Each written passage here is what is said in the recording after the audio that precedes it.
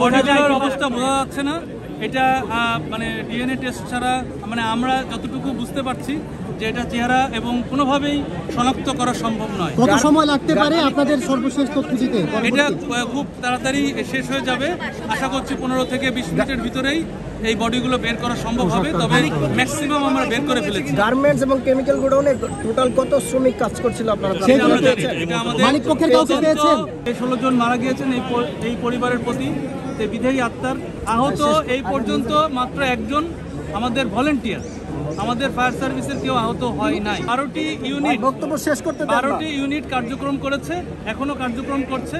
আপনাদের জ্ঞাতার্থে জানাচ্ছি আমাদের একটা পাশের মানে গার্মেন্টস অংশের ফায়ারটা নিয়ন্ত্রণ হয়েছে, গার্মেন্টস অংশের ফায়ারটা সম্পূর্ণ নিয়ন্ত্রণ হয়েছে, কিন্তু যেই অংশটুকু আপনার কেমিক্যাল ওই গোডাউনটার ফায়ার এখনো নিয়ন্ত্রণ হয় নাই। আমরা কাজ করছি, আপনারা দেখেছেন যে আমরা আমাদের যে টেকনোলজি রয়েছে লুপ 60 ড্রোন, আমাদের যে গ্রাউন্ড মনিটর সব মানে যেটা হিউম্যান ছাড়া মানে মানুষ ছাড়া যেসব টেকনোলজি দিয়ে আমরা ফায়ার ফাইটিং করছি এটা এখনো চলমান রয়েছে।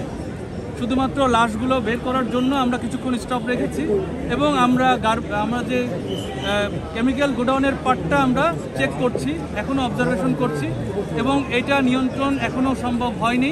এটা নিয়ন্ত্রণ হতে হয়তো আরও সময় লাগবে, আমরা কাজ করে যাচ্ছি। এটা বলা যাচ্ছে না কারণ এখানকার যে কেমিক্যাল এখনো আননোন। আমরা যতটুকু জানতে পেরেছি বিভিন্ন আশেপাশের যারা লোকাল যারা রয়েছেন শ্রমিক ওনাদের কাছে জিজ্ঞাসা করে আমরা বুঝতে পেরেছি যে এখানে 6-7 ধরনের কেমিক্যাল রয়েছে যেটা ওখানে গোডাউন ছিল এবং আপনারা এখন হয়তো দেখলে বুঝতে পারবেন এখনো ফ্লেম রয়েছে যার কারণে ধোঁয়া এখনো উঠছে, সুতরাং এটা সময় লাগবে। এখানে আমরা সাধারণত মানে ব্লিচিং পাউডার, মেটা, পটাশ, তারপরে এনজাইম এবং আরও কয়েকটা ধরনের রয়েছে। কোথায় নিয়ে যাওয়া হচ্ছে একটু জানাবেন?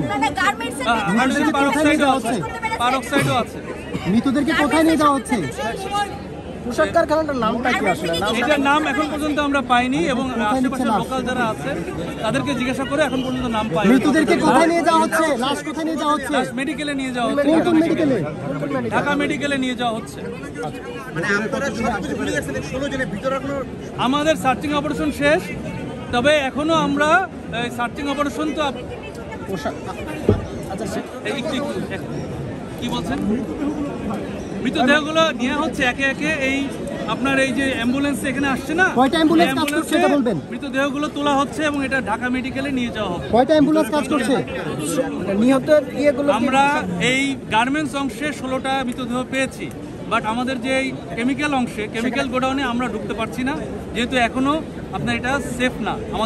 আমাদের সার্চিং অপারেশন চালানোর জন্য এই জায়গাটা সেফ না।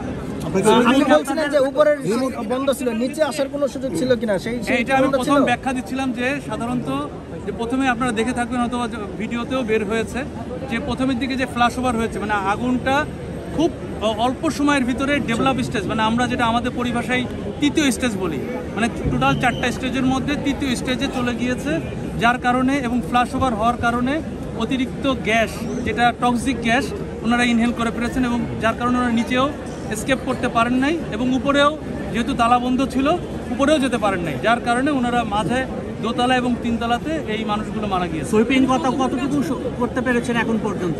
আমরা গার্মেন্টস অংশের সার্চিং অপারেশন কমপ্লিট করেছি, কিন্তু আমাদের এই পাশে আমরা বলতে পারছি না যে ওখানে মৃতদেহ থাকতেও পারে।